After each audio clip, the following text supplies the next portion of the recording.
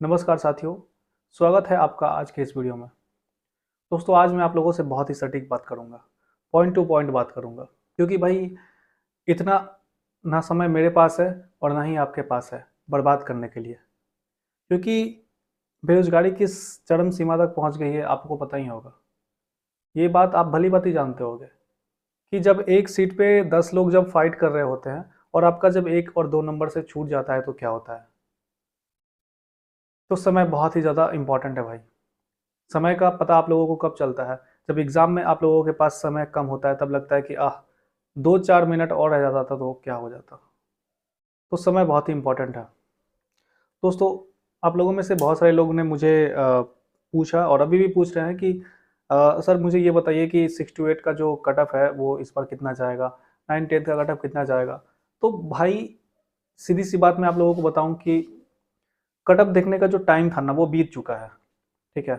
अगर अभी आप कट ऑफ के बारे में सोच रहे हो, कट ऑफ देख रहे हो, ये सोच रहे हो कि आपका एग्जाम का कट ऑफ कितना जाएगा और कितना नंबर आप लिख के आए हो और क्या आप पास हो पाओगे कि नहीं, तो भाई ये सोचना समय का बर्बादी है अभी के टाइम में। मैं ये बात क्यों कह रहा हूँ, आप लोग सोच रहे हो कि ऐसे क्यों बोल रहे हैं, तो देखिए, आपको जो लिख के आना था वहां से आप लिख के आ चुके हो। ठीक है।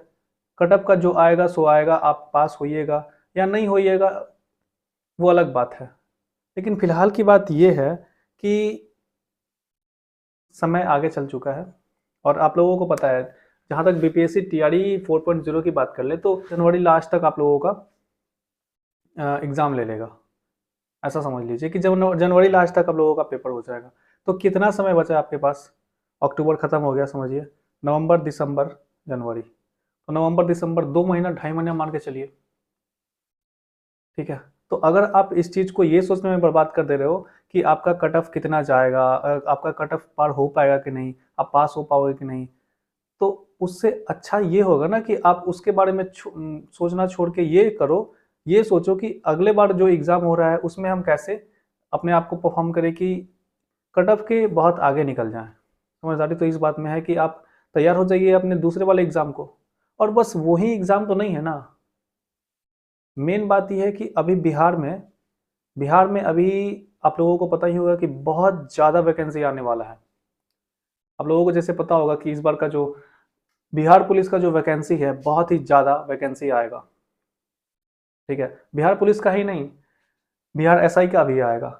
उसके अलावा बीएसएससी का पेपर तो आप लोग फॉर्म भरे ही होगे, तो उसका भी पेपर हो ही जाएगा। एनटीपीसी का फॉर्म भरे हो तो एनटीपीसी का 2-3 महीना में पेपर हो जाएगा। पीपीएससी का जो पेपर आया, सबसे ज़्यादा सीट अभी आया हुआ है, 2000 के आसपास का सीट आया हुआ है। ठीक है। बीपीएससी टीआरई का पेपर होने ही वाला है। सिविल कोर्ट का फॉर्म अगर भरे हुए तो उसका भी एग्जाम होगा ही। एसएससी जीडी का एग्जाम होगा ही। ठीक है। तो बात यह है कि लगभग लगभग अगर बात करें तो जीके जीएस का जो सिलेबस है ना, सबका सेम ही है।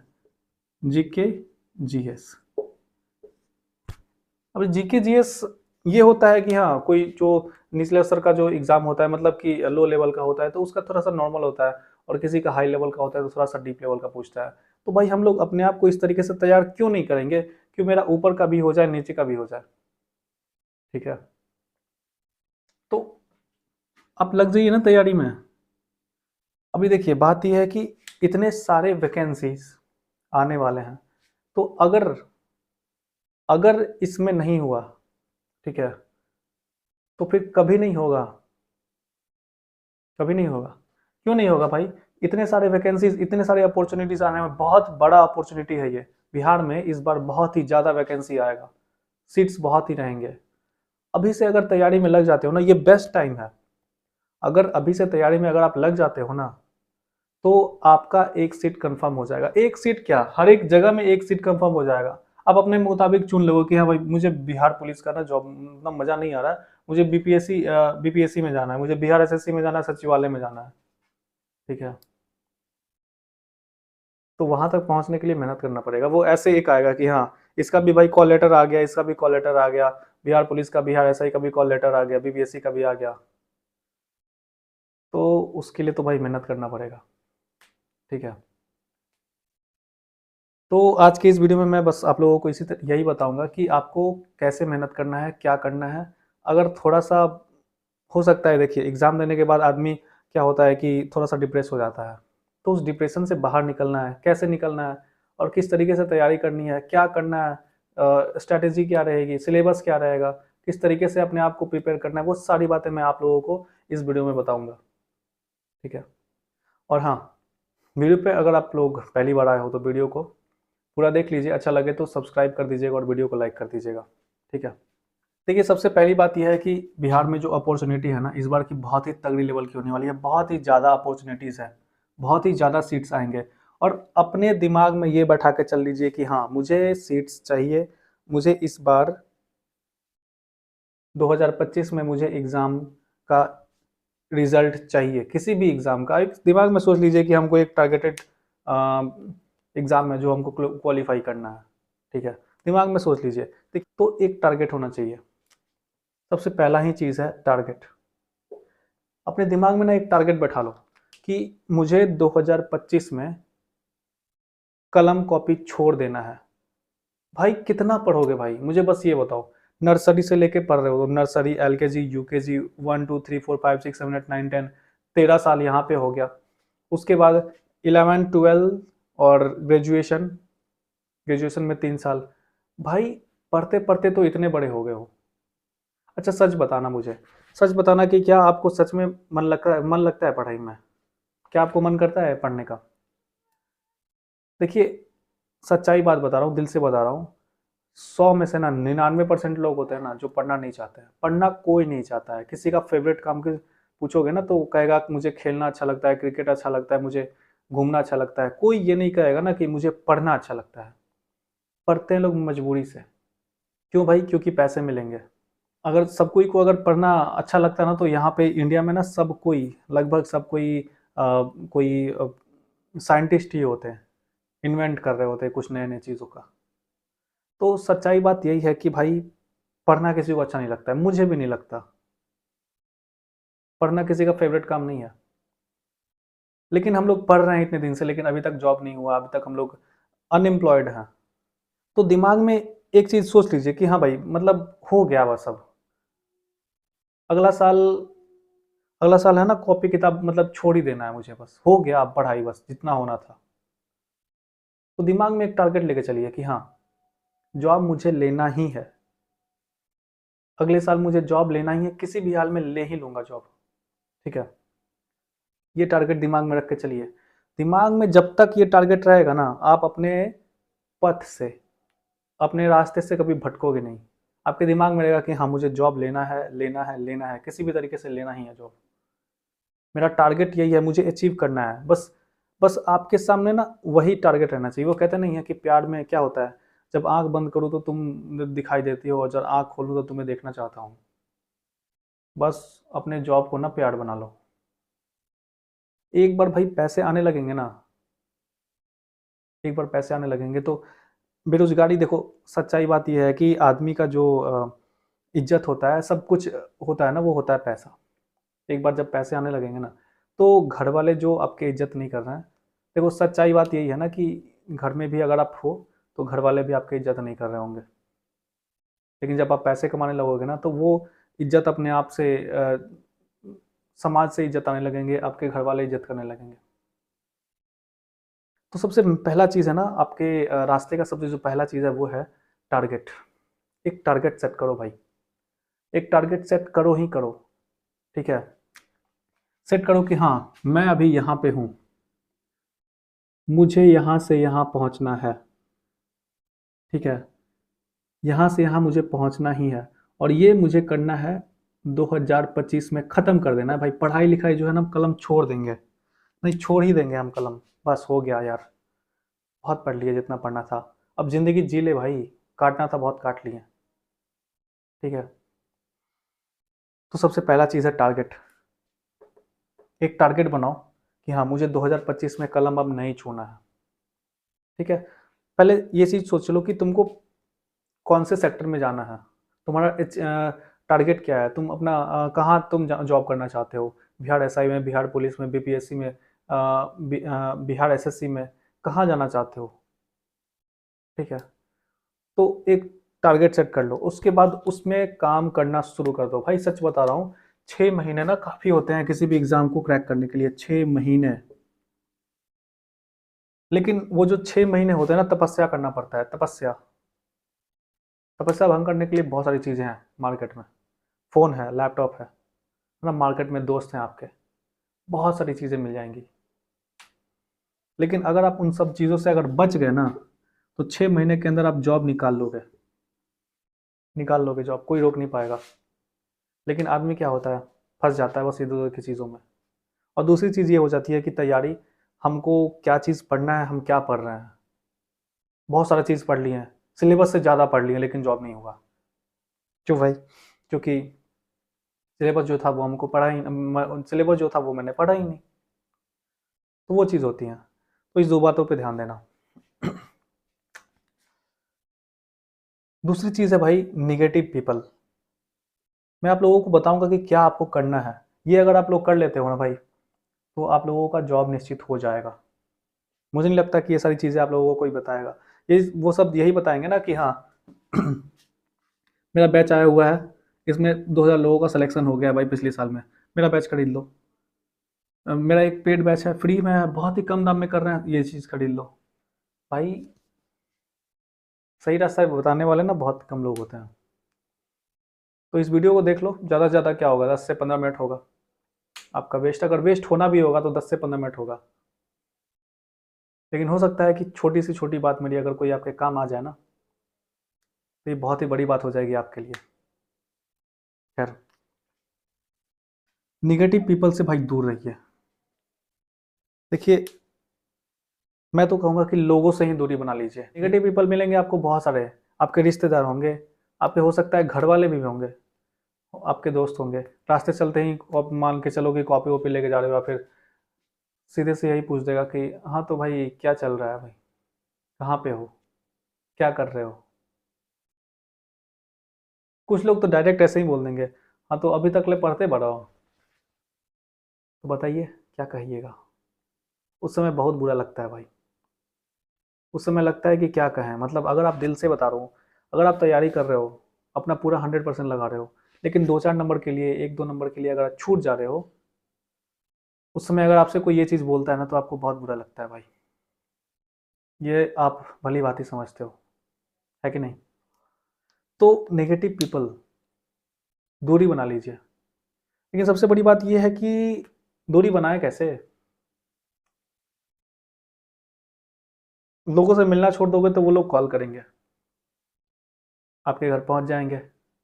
तो इसका भी एक सॉल्यूशन है भाई, ठीक है? लाइब्रेरी।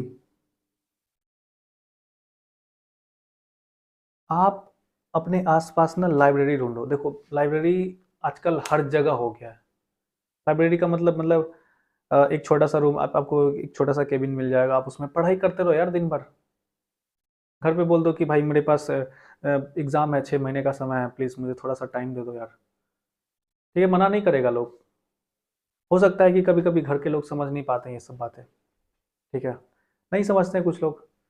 तो उनको बोलो कि भाई मेरे को 6 महीने का समय दीजिए आप लोग, और उसके बाद फिर आप लोग जो कहिएगा वो हम करेंगे। किसी तरीके से समझाइए, क्या है कि उन लोगों का ज़िंदगी जितना कटना था कट चुका है भाई। आपका ज़िंदगी आगे का पूरा बाकी है, और आगे का ज़िंदगी जो है वो आपको डिसाइड करना है कि आज आप क्या कर रहे हो, उससे डिसाइड होगा कि कल आपका क्या होगा। तो अभी समय दे दीजिए, भरोसा कीजिए अपने मेहनत पे, ठीक है, मेहनत कीजिए। तो लाइब्रेरी में जाइए। लाइब्रेरी में अगर आप जाइएगा ना, तो किसी को बताइएगा नहीं कि हाँ हम लाइब्रेरी पकड़े हुए हैं। ऐसा भी नहीं कि भाई चलो यहाँ पे लाइब्रेरी है, यहाँ पे साथ में बैठ के पढ़ेंगे। दोस्तों से दूर रखिए रहिए, ठीक है? उस दोस्त अगर 4 लोग हैं ना, उसमें से 3 लोगों का जॉब हो गया, आपका नहीं हुआ, तो आपको सबसे ज़्यादा बुरा लगेगा। बेटर है कि किसी को मत बताइए। लाइब्रेरी में आप जा रहे हैं ना, किसी को मत बताइए कि हाँ आप लाइब्रेरी जा रहे हैं। अपने घर वाले को बस बता दीजिए, और उनको भी ये बताइए कि आप किस, घर वाले को भी बता दीजिए कि आप घर पे भी कोई ढूंढने आए तो कह दीजिए कि घर पे गांव गया हुआ है या पे कहीं गया हुआ है। और लाइब्रेरी में जाइए ना, तो अपना फ़ोन एकदम स्विच ऑफ कर दीजिए। जब तक आप लाइब्रेरी में पढ़ाई कर रहे हैं ना, फ़ोन को बंद कर दीजिए एकदम, ठीक है? फ़ोन को बंद कर दीजिए। 6 महीने तक आप लोग बस इतना काम कर लोगे ना, तो मान के चलिए, देखिए पॉसिबिलिटीज़ दोनों होते हैं, 50% चांस पास होने के भी हैं, नहीं भी होने के हैं। ये मान के चलिए, मैं ये नहीं कहूँगा कि हाँ बिल्कुल पास हो जाइएगा एकदम, नहीं होइएगा तो कुछ खोइएगा नहीं, बाकी पाइएगा। 6 महीने तक अगर आप लगातार पढ़ लिए ना, हम बता रहे हैं कोई एग्जाम का टारगेट लेके जाए तो उसका 99% आपका तैयारी अच्छा हो जाएगा, अगर आप ढंग से तैयारी कर रहे हैं, सिलेबस वगैरह अच्छे से देख रहे हैं, प्रीवियस ईयर देख रहे हैं, क्या पढ़ना है क्या छोड़ना है, ये सब चीज़ वो देख रहे हैं। तो 6 महीना वैसे भी 2021, 22, 23 बीत ही गया, 24 भी बस अभी खत्म ही हो जाने वाला है। तो ऐसा लग रहा होगा ना आप लोगों को कि कितना जल्दी बस देखते देखते बीत गया, देखते देखते ही बीत जाता है सब ऐसे। और आपके दोस्तों लोगों का जॉब हो जाता है और आपका छूट जाता है। तो अपना लाइब्रेरी में जाइए, तो आपको घर पे ही ना कोई ढूंढने आएगा, नहीं है कोई घर पे कोई पूछे तो घर पे बता दीजिए कि कोई ढूंढने आए, तो कह दीजिए कि हमको गाँव हो गया हुआ है, बात खत्म। फ़ोन को स्विच ऑफ रख दीजिए भाई, फ़ोन को बंद कीजिए एकदम, फ़ोन को हटाइए, फ़ोन को बस उसी के लिए यूज़ कीजिए जो पढ़ाई करना है आपको। बाकी फ़ोन, लाइब्रेरी में जाइए तो एकदम स्विच ऑफ, नो डिस्टरबेंस। भाई दिमाग भटकता है, दिमाग भटकता है, समझ लीजिए कि आप इस पे चल रहे हैं और इस तरफ भी फिसलन, इस तरफ भी फिसलन, आपको बस पहुंच के यहाँ पे पार करना है। हल्का सा इधर उधर ध्यान डगमगाया कि पैर फिसलेगा, नीचे चल जाओगे, तो फिर यहाँ नहीं पहुंच पाओगे। सबसे मेन चीज़ है भाई, खुद पे भरोसा और खुद पे समय। 6 महीने तक आप अगर किसी से बात नहीं करोगे, ठीक है, फ़ोन को यूज़ नहीं करोगे, घर पे नहीं रहोगे, तो रहोगे लाइब्रेरी में और समय दोगे अपने आप पे सबसे ज़्यादा, तो कब सबसे ज़्यादा समय दो अपने आप पे, खुद पे सबसे ज़्यादा समय दो भाई। 6 महीना तक ना अपने आप पे समय दो, बहुत दूसरों को समय दे दिए, हाँ भाई चलो यहाँ चलना है, भाई वहाँ चलना है, चलो घूम लिए, ठीक है, बस 6 महीने ही क्यों तो बात है। 6 महीने अपने आप पे समय दो ना, उसके बाद देखो कि तुम्हारा जो चमक है ना, एकदम हीरे जैसे हो जाएगी। एक बार खाली जॉब हो गया आपका, एक बार जॉब हो गया ना, उसके बाद देखो, अरे वो सब भी जो तुमको उल्टा सीधा और गलत बताते हैं ना, वो भी बोलेंगे, वो भी बड़ाई करेंगे कि अरे यार क्या पर लड़का था, क्या दिन रात पढ़ता था भाई, समझ गया। तो खुद पे समय दो और अपने आप पे भरोसा करो। अरे सोचो यार कि उस चूतिए का हो गया, मेरे में क्या कमी है भाई, अपने दिमाग को समझाओ कि वो जो लड़का है वो वहां तक पहुंच सकता है, तो मेरे में कमी क्या है। हम इसी के लिए बने हैं और हम ये चीज लेके रहेंगे। दिमाग को जितना समझाओगे ना वो वैसा ही समझेगा, और मेहनत करना तुम्हारे ऊपर है भाई।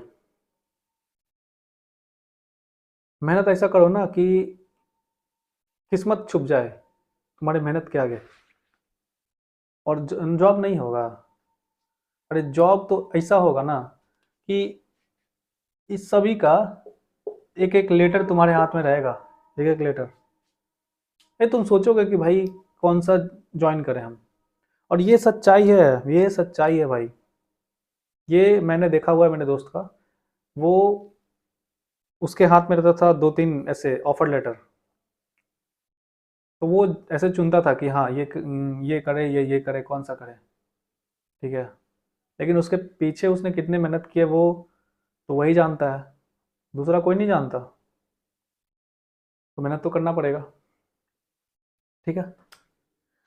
तीसरी, अब यहाँ से स्टार्ट हो जाता है अपना जर्नी। सिलेबस, सिलेबस को समझो कि सिलेबस क्या है। जो भी एग्ज़ाम मान लो तुमको देना है, मान के चलो कि बिहार एसएससी है, बीएसएससी, एक 10+2 का होता है और एक ग्रेजुएट लेवल का होता है। 10+2 या फिर ग्रेजुएट, मान के चलो 10+2 का हमको देना है, ठीक है। 10+2 का जितना भी आज का पेपर, आज तक का जितना भी पेपर हुआ है उस सभी को उठा लो, ठीक है। और पिछले 10 सालों का पेपर, ज़्यादा से ज़्यादा 10 साल हो गया, ठीक है, पिछले 10 सालों का पेपर उठाओ उसमें जो जो सब्जेक्ट है, जैसे science, social science, math, reasoning, current affair, statics, यही तो मेन होता है। उसमें देखो कि साइंस के कौन से क्वेश्चन से आए हैं, सोशल साइंस के कौन कौन से क्वेश्चन आए हैं, सबसे ज्यादा कौन से टॉपिक से आए हैं और कितने क्वेश्चन आए हैं, 1 नंबर, 2 क्वेश्चन, 3 क्वेश्चन, 4 क्वेश्चन, ये चीज करो। साइंस में देखो केमिस्ट्री से कितने क्वेश्चन है, फिजिक्स से कितने क्वेश्चन है, बायोलॉजी से कितने क्वेश्चन है, और बायोलॉजी से भी क्वेश्चन पूछे तो कितने डीप लेवल के क्वेश्चन पूछे हैं, कौन से चैप्टर से पूछा गया है। एक बार एनालिसिस करो ना इसका, एक बार एनालिसिस करोगे ना तो उसका एक एक सिलेबस आपके सामने आएगा, एक पैटर्न आपको दिखने लगेगा। जैसे पैटर्न हो गया ना, जैसे जैसे हम लोग कैसे रीजनिंग बनाते हैं, है ना, 2, 4, 6, 8, यानी दो दो दो का एकदम बढ़ रहा है, एक पैटर्न दिख गया ना कि 2 2 का अंतराल पे ये बढ़ रहा है, ये पैटर्न दिखेगा आपको, पैटर्न आपको दिखने लगेगा कि हाँ पहले यहाँ से क्वेश्चन पूछता था, उसके बाद यहाँ से पूछता है, यहाँ से पूछता है, लगेगा कि यार ये तो सिंपल है भाई, नॉर्मल। मतलब लोग देखते क्या है भाई, सिलेबस, सिलेबस देखना है किसी को, हाँ तो भाई वेबसाइट पे गए, सिलेबस में क्या क्या क्या पढ़ना है, भारतीय राष्ट्रीय कांग्रेस पढ़ना है, जियोग्राफी पढ़ना है, मॉडर्न हिस्ट्री पढ़ना है, और सिविक्स पढ़ना है, ये सब हो गया। अब उसके बाद क्या कर रहे हैं, सब निकाल के पढ़े जा रहे हैं, मॉडर्न हिस्ट्री पढ़ गया, है ना, जियोग्राफी, वर्ल्ड जियोग्राफी पढ़ गए, और इंडियन जियोग्राफी पढ़ गया, सब कुछ पढ़ गया, इतना पढ़ लिए, और 10 गो पढ़े टॉपिक, उसमें से 8 गो भूल गए। अरे ज़्यादा पढ़ने से सब दिमाग आदमी का एक लिमिटेड होता है ना, स्टोर नहीं कर पाता। तो हम इतना मेहनत क्यों करें भाई, स्मार्ट वर्क करते हैं हम, सिलेबस देखते हैं, जहाँ से क्वेश्चन पूछता है, बार बार पूछता है, वहाँ से हम पढ़ लेंगे, यही है भाई, यही है स्ट्रैटेजी। आप लोग देखे होंगे कि कितना लड़का होता है जो भी एग्जाम दिया उसका निकल गया, उससे पूछो कि भाई तुमने कैसे पढ़ाई जाना कम समय में कैसे कर लिया, तो वो कहेगा हमको पता है कि कहाँ से क्वेश्चन आएगा, तो वो कुछ नहीं किया, वो बस यही किया है।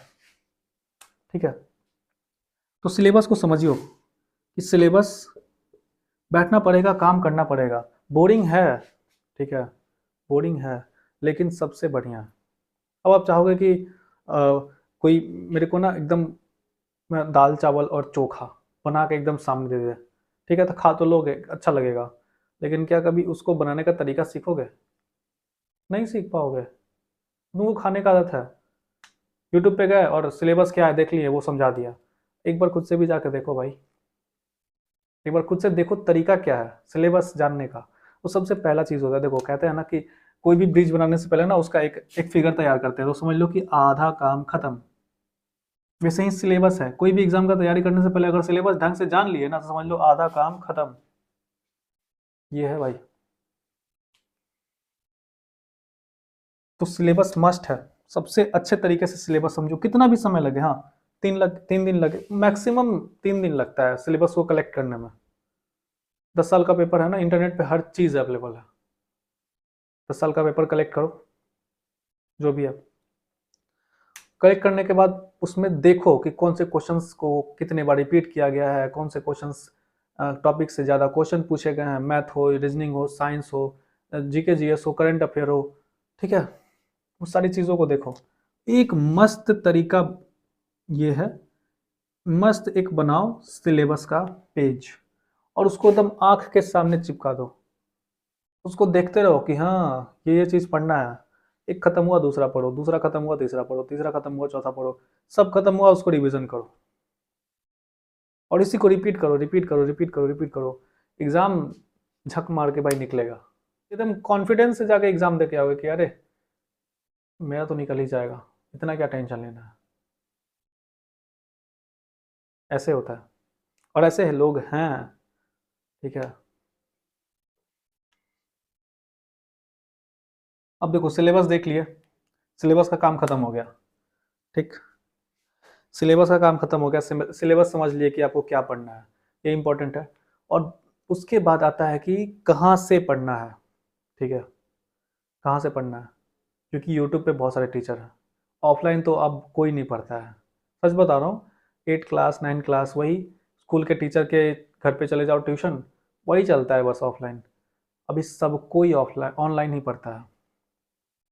तो मैटर ये है कि इन सब चीज़ों के लिए physics chemistry biology history politics geography statics current affair, इन सब चीज़ों के लिए बेस्ट टीचर कौन से हैं। फिजिक्स के लिए कौन सा टीचर है बढ़िया, केमिस्ट्री के लिए मेरे सब्जेक्ट का जो हमको पढ़ना है उसके लिए कौन सा बढ़िया टीचर है। यूट्यूब पे जाओ और जो सब्जेक्ट्स के बारे में तुमको पता करना है पढ़ना है उसके टीचर को ढूंढो, उसके कुछ वीडियोस को देखो। एक देख लिए मज़ा नहीं आ रहा, दूसरा देखे, कोई दूसरा टीचर का देखे, तीसरा टीचर का देखे, मज़ा नहीं आ रहा, चौथे का देखो। कोई एक ऐसा टीचर आपको मिलेगा ही जिसका पढ़ के आप बोर नहीं हो गए। वो इतने अच्छे तरीके से समझाएगा, इतने इंटरेस्टिंग लगेगा कि आपको वो क्लास खत्म भी कर देगा, आपको समझ में आ जाएगा और बोरियत भी नहीं लगेगा। उसको चुनो, वैसे टीचर को ढूंढो। यूट्यूब पे तो बहुत सारे मिल जाएंगे, ऐसे तो खान सर है ही, खान सर हैं फिजिक्स के, history politics geography Khan sir करा देंगे। स्टैटिक के लिए बहुत सारे हैं, 2 3, एक महात्मा जी के करके हैं और एक क्रेजी जी के ट्रिक है, इतना मस्त मस्त ट्रिक बनाता है कि याद हो जाएगा। अब करेंट अफेयर थोड़ा सा बोझ लगता है सबको, तो इसका मैं आप लोगों को लास्ट में बताऊंगा, मस्त तरीका बताऊंगा। फिर करंट अफेयर में ना अगर 10 नंबर का है ना तो 8 नंबर तो करके ही आओगे। हम ये नहीं बोलेंगे कि 10 में 10 करके आओगे, कि भाई फेंकना वेकना नहीं आता मुझे। ठीक है, 2 4 क्वेश्चन ऐसे ऐसे पूछ देंगे, एक 6 महीने का पढ़ के गए हो पूछ देंगे 2 साल पहले का, उतना कौन याद रखता है। तो 10 में से लगभग 8 तो कर ही लोगे। ठीक है, तो बेस्ट टीचर ढूंढो कि कौन से बेस्ट टीचर हैं, और ये तुमको खुद ही करना है। खुद से करोगे ना तो थोड़ा कॉन्फिडेंस आएगा और चीज़ों को समझने लगोगे। दोस्तों से पूछो कि कौन है, कोई किसी ने क्लास ली हुई है। जैसे देखो मैथ का अगर कोई बात करे तो एक मुझे मुझे जो जहाँ तक अच्छा लगता है, एक आदित्य रंजन सर हैं। उनके पढ़ाने का जो तरीका है ना मुझे सबसे अच्छा लगता है। वैसे तो बहुत सारे एक से एक बढ़कर टीचर हैं।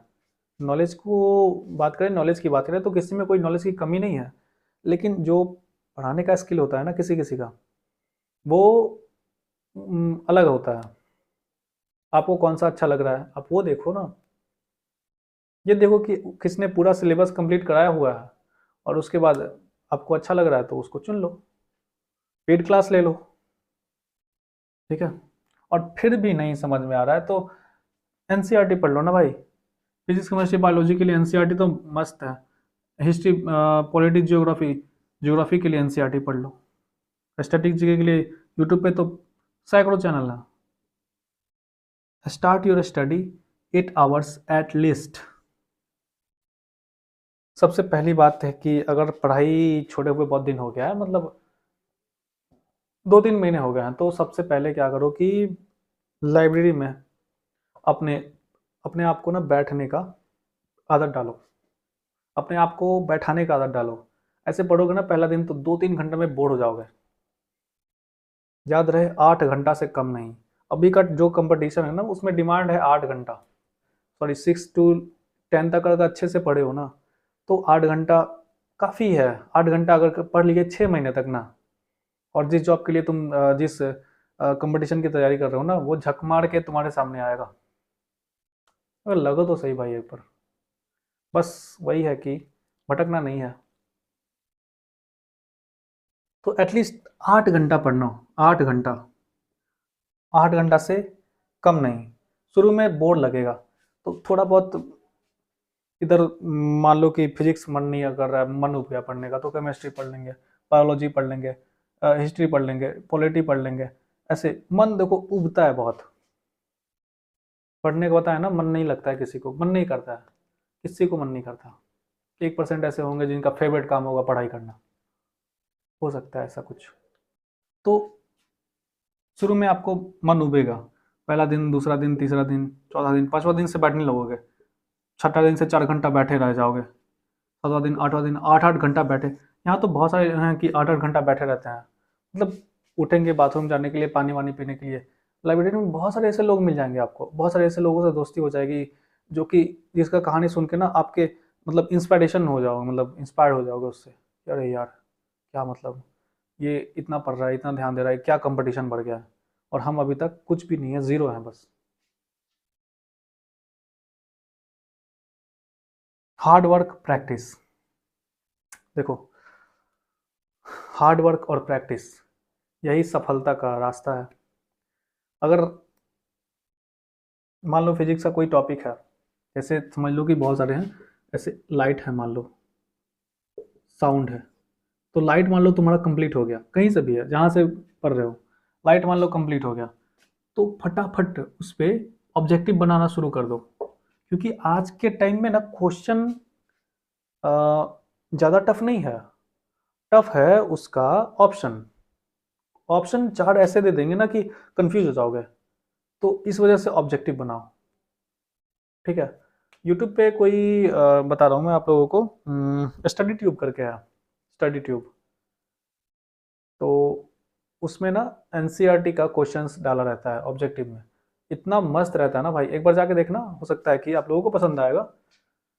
तो उस तरीके से ऑब्जेक्टिव बना लेना, जैसे ही कोई चैप्टर खत्म हुआ उस पर ऑब्जेक्टिव बनाओ, जितना हो सकता है उतना बनाओ, साउंड का बना लो, लाइट का बना लो, जितना भी हो गया सबका बनाते जाओ।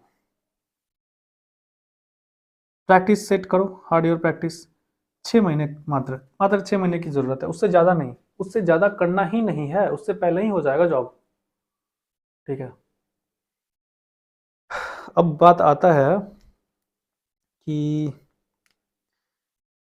प्रैक्टिस सेट कौन सा रहेगा, बुक कौन सा रहेगा, कौन से टीचर को कैसे पता करे कि कौन से सब्जेक्ट के कैसे टीचर हैं। तो सीधी सी बात मैं बता रहा हूँ कि यूट्यूब पे आज के टाइम में ना हर चीज़ अवेलेबल है। यूट्यूब पे थोड़ा बहुत पढ़ाई करके आज लोग, कोई अमेजोन में काम कर रहा है, कोई फ्लिपकार्ट में काम कर रहा है, अच्छे अच्छी जगह पे काम कर रहा है, तो वो लोग वहाँ तक पहुँच सकते हैं, तो हम लोग छोटा सा पढ़ाई नहीं कर सकते, पढ़ाई करके एग्ज़ाम नहीं निकाल सकते हैं अभी। मतलब ये तो बहुत ही अलग चीज़ है। यूट्यूब पे लोग सीख के ना फिर उसी को अप्लाई करके उसी पे वीडियो बना के आज लाखों रुपए लोग कमा रहे हैं। ये सच्चाई बात है आपके आँख के सामने। तो बस टीचर को ही तो ढूंढना है, और टीचर बहुत से हैं, बहुत से टीचर मिल जाएंगे। ठीक है, बहुत से टीचर मिल जाएंगे आप लोगों को, वहाँ से आप जाके पढ़ाई कर सकते हो। मैं अपनी ही बात बता रहा हूँ, मतलब ऐसा नहीं है कि मैं बोल रहा हूँ कि आप मतलब अपना कि यहाँ पे आके पढ़ाई कर लेना। मैंने